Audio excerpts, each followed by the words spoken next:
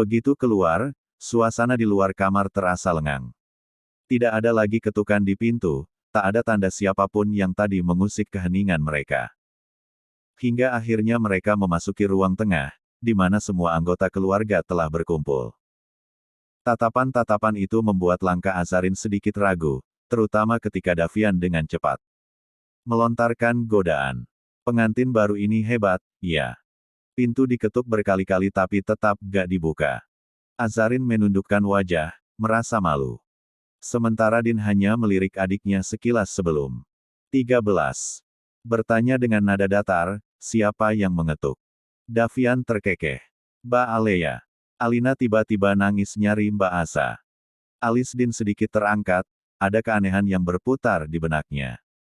Alea baru pertama kali menginjakkan kaki di rumah ini, tapi entah bagaimana, dia bisa tahu persis di mana letak kamarnya.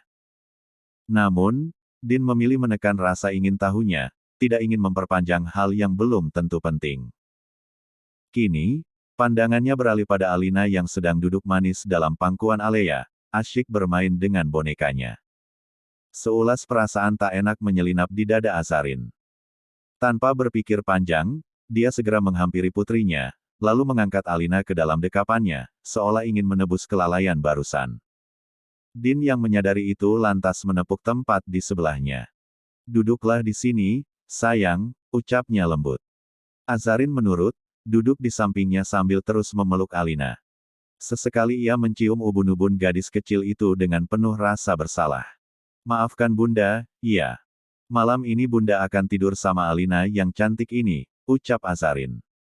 Mata Alina langsung berbinar. Benal. Iya, benar, sayang. Azarin kembali menciumi wajah putrinya dengan gemas. Sementara itu, Din mengalihkan pandangan ke Alea. Terima kasih sudah menenangkan Alina, ucapnya. Senyum samar muncul di sudut bibir Alea, memberi kesan hangat yang hanya bertahan sekejap. Namun, sebelum dia sempat menjawab, Din kembali bersuara. Nada bicaranya tetap tenang, tetapi ada sesuatu yang tersirat di dalamnya. Tapi lain kali kamu tidak perlu repot-repot sampai menggendong Alina dan mengetuk kamar kami. Apalagi dalam kondisi hamil. Ucapan itu terdengar halus, tetapi jelas menyiratkan pesan tertentu. Alea terdiam sejenak, lalu mengangguk kecil sebelum menundukkan wajahnya dengan canggung. Di rumah ini banyak orang yang dekat sama Alina, kamu tidak perlu sampai repot-repot melakukan hal yang bukan tugasmu. Tamu di rumah ini, akan diperlakukan dengan baik selayaknya tamu, kata Din, seolah menegaskan Alea hanyalah tamu, tak wajar jika sampai mengetuk kamarnya. 14. Azarin berbaring di samping Alina yang baru saja terlelap setelah mendengarkan dongeng darinya. Jari-jarinya terus membelai lembut rambut putrinya, seolah ingin menenangkan diri sendiri di tengah pikirannya yang berkecamuk. Matanya menatap langit-langit kamar, tetapi benaknya melayang jauh, diisi oleh perasaan yang sulit dijabarkan. Di tengah keheningan, suara derit pintu terdengar, disusul suara kunci yang diputar perlahan. Azarin tak menoleh, sudah bisa menebak siapa yang datang. Benar saja, sesaat kemudian, kasur di sisi lain sedikit tenggelam saat seseorang duduk di sana. Jemari hangat menyusuri kepalanya, mengusap dengan penuh kasih. Kamu belum tidur, sayang. Suara Din terdengar lembut, penuh perhatian. Tangannya beralih ke pundak Azarin, memberikan pijatan kecil yang menenangkan. Azarin menghela napas panjang, seakan menarik keberanian sebelum berbicara. Din langsung menangkap gelagat itu. Kenapa, sayang? Ada yang sakit? Tanyanya Khawati. Azarin akhirnya berbalik, kini tubuhnya sejajar dengan suaminya yang masih setengah berbaring. Matanya menatap dalam-dalam, seolah sedang mencari sesuatu dalam sorot mata Din. Mas, panggilnya lirih. Dalam, sayang. Balas Din lembut, siap mendengar apapun yang ingin disampaikan istrinya.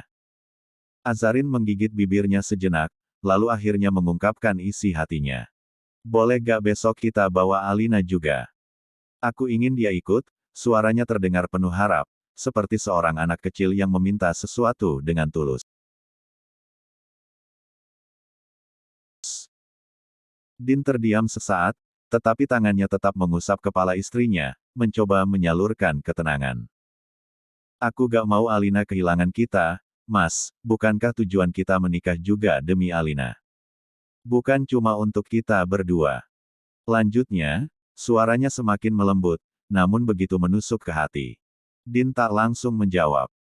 Sebagai gantinya, dia mengecup pipi istrinya penuh sayang, lalu meraih tangan Azarin dan menggenggamnya erat di atas dadanya. Sebenarnya Mas juga udah mikirin itu, sayang, katanya, suaranya menghangat. Tapi tiket pesawat kita gak bisa diubah jadwalnya lagi. Azarin terdiam, lalu dengan suara penuh harapan, dia mengusulkan, kalau gitu, kita batalin aja bulan madunya. Kelopak matanya berkedip perlahan, seperti ingin meyakinkan suaminya bahwa dia benar-benar rela melepas perjalanan romantis mereka, asal tetap bisa bersama Alina. Din menatapnya lama, menimbang-nimbang sesuatu dalam hati. Jujur, dia juga berat meninggalkan putri kecilnya. Namun, di sisi lain, dia ingin tahu seberapa besar keinginan Azarin untuk tetap pergi. Azarin pun, masih menatap Din dengan mata penuh harap, bibirnya sedikit mengerucut, menunggu jawaban yang diinginkannya. Namun, bukannya mengiyakan, Din justru menyandarkan kepalanya di bantal dan menatap langit-langit kamar seolah sedang berpikir keras. Batalin bulan madu ya. Gumamnya, pura-pura mempertimbangkan. Tapi kan kita udah rapiin jadwal, udah siap jalan-jalan di Turki, dan 5 negara lainnya, udah bayangin dinginnya salju, masa batal sih? 15. Azarin menghela napas pelan. Tapi, Mas, Alina gimana? Tanyanya lirih. Aku gak tega ninggalin dia. Din berbalik menatap istrinya, satu tangannya dengan santai mengusap rambut Azarin. Tega gak tega, sayang, tiket kita gak bisa diubah. Lagi pula, Alina kan sama ibu dan papa di sini, pasti aman. Tapi, Din mengangkat satu jari di depan bibir Azarin, menatapnya dengan ekspresi menggoda. Kalau ditambah alasan lagi, Mas harus nyari cara lain buat ngebujuk kamu, ujarnya dengan nada nakal. Azarin memalingkan wajah, pipinya merona. Mas jahat, gumamnya pelan. Tak ayal Din terkekeh, lalu kembali menenggoda. Mungkin Allah sengaja ngasih kita kesempatan bulan madu biar kita bisa nambah adik buat Alina. Bisiknya menggoda. Azarin langsung menatapnya dengan mata melebar. Mas. Astagfirullah. Sontak Din tertawa puas melihat istrinya semakin malu. Tetapi di dalam hatinya, dia tahu betul keinginan Azarin. Hanya saja, dia ingin sedikit menguji seberapa jauh istrinya akan bertahan. Namun, begitu melihat wajah Azarin yang benar-benar menunjukkan kesungguhan, Din akhirnya menghela napas pasrah. Ia mengusap pipi istrinya dengan lembut, lalu tersenyum kecil. Baiklah, sayang, Mas nurut, katanya akhirnya. Kita batalin bulan madu ke 5 negara, dan ganti jalan-jalan keliling Dubai aja, gimana? Azarin yang tadinya terlihat murung, kini langsung menatap Din dengan mata berbinar. Serius, Mas? Din mengangguk. Iya, serius. Asal, ada syaratnya. Mata Azarin memicing, menatapnya curiga. Apa? Din mendekatkan wajahnya, hingga hidung mereka hampir bersentuhan. Setiap malam, harus ada quality time di kamar. Gak boleh nolak, gak boleh cari alasan, gak boleh ada gangguan. Azarin langsung menjauh dan menepuk dada suaminya pelan. Mas. Din tertawa puas, lalu menarik istrinya ke dalam pelukannya. Yah, kalau gak mau, kita tetap bulan madu, katanya dengan nada menggoda. Azarin hanya bisa mendesah pasrah dalam dekapan suaminya yang semakin erat, sementara pipinya terus memanas karena godaan Din yang tiada habisnya. Gimana, sayang? Din semakin gencar menggoda istrinya. Iya, Mas. Azarin menjawab dengan, kok kayak gak ikhlas? Goda Din lagi, tangannya pun mulai bermain di atas perut Azarin. Azarin refleks mengulas senyum semanis mungkin sambil menghela napas, meski Din tak melihat dia berusaha tersenyum. Iya, Mas. Aku ikhlas, ucap Azarin lembut. Din pun semakin mengeratkan pelukannya, seolah tak ingin jauh dari istrinya, bahkan posisi tidurnya sudah berada di sisi ranjang, bergerak sedikit dia pasti akan terjatuh.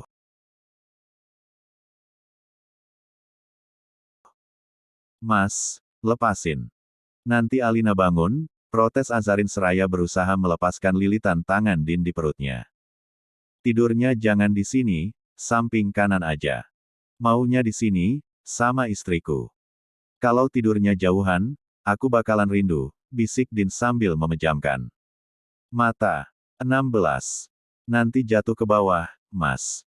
Azain masih berusaha meyakinkan Din agar pria itu benar-benar pindah. Suaranya pun kian memelan, khawatir Alina terbangun. Din berusaha menahan senyum di atas pundak Azarin. Ya udah, jatuhnya barengan aja. Biar sekalian bisa tidur berduaan di bawah. Astagfirullah, Mas. Kesal Azarin, tetapi dia pun mulai menikmati pelukan Din yang sebenarnya dia inginkan, tetapi khawatir suaminya terjatuh. Menggeser Alina di ujung, lebih menakutkan lagi jika Alina yang terjatuh. Ya sudah, terserah Mas aja. Tapi kalau jatuh jangan narik aku juga. Peringat Azarin sebelum memejamkan mata, dan menenanggelamkan tubuhnya dalam pelukan Din yang terasa nyaman. I love you, sayang, bisik Din pelan. Tanpa disadari wajah Azarin terasa hangat. Dia tersenyum tipis di tengah matanya yang terpejam. Panjang umur, ya, bisik Din lagi sembari terus memeluk Azarin. Di rahimmu ini, harus lahir banyak keturunan kita yang cantik dan sebaik kamu, tambahnya lagi. Emang Mas gak baik? Tanya Azarin tiba-tiba, membuat Din tersenyum. Menurutmu aku baik gak? Bukannya menjawab, Din justru bertanya balik. Tanpa berpikir panjang, Azarin mengangguk, meski bibirnya tak mengeluarkan suara, tetapi di dalam hatinya menjawab semua pertanyaan serta doa Din untuknya. Baik, Mas. Baik. Banget. Kamu manja, lucu membuat aku merasa dicintai setiap saat. Panjang umur, iya, Mas. Malam semakin larut, tapi mata Alea tetap enggan terpejam. Rasa gelisah terus menggerayangi hatinya, membuat pikirannya semakin sesak.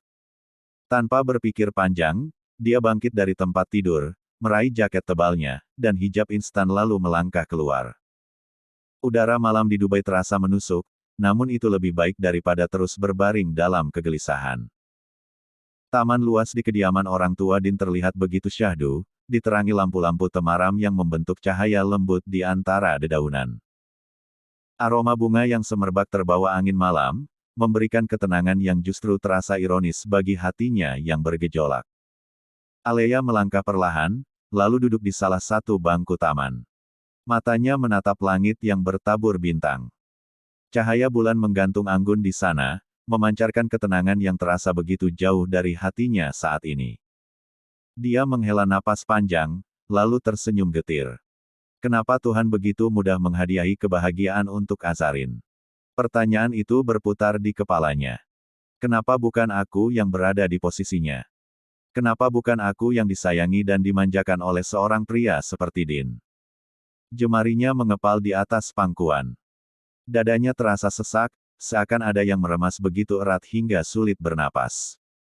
Keinginannya untuk bertukar nasib dengan Azarin semakin kuat.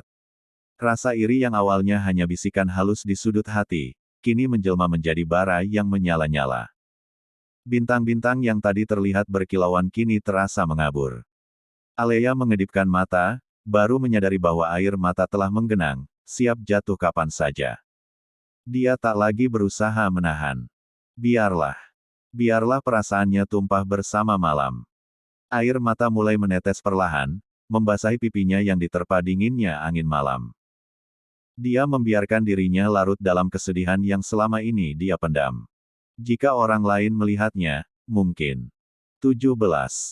Mereka akan menganggapnya sebagai wanita tamak yang tak tahu bersyukur. Namun, hatinya berteriak sebaliknya.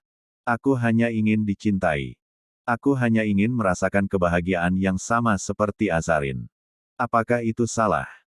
Alea menyeka air matanya dengan kasar, tetapi semakin dia berusaha menghapusnya, semakin deras butiran hangat itu mengalir. Malam semakin larut, dan di antara keheningan yang menyelimuti, hanya isakan tertahan Alea yang terdengar lirih, tenggelam dalam gelapnya langit.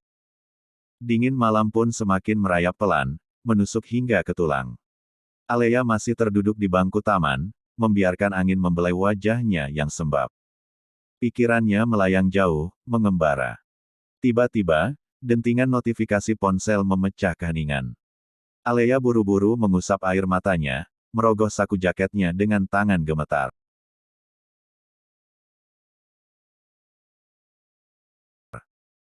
Saat melihat nama jenderal muncul di layar, bibirnya refleks melengkung.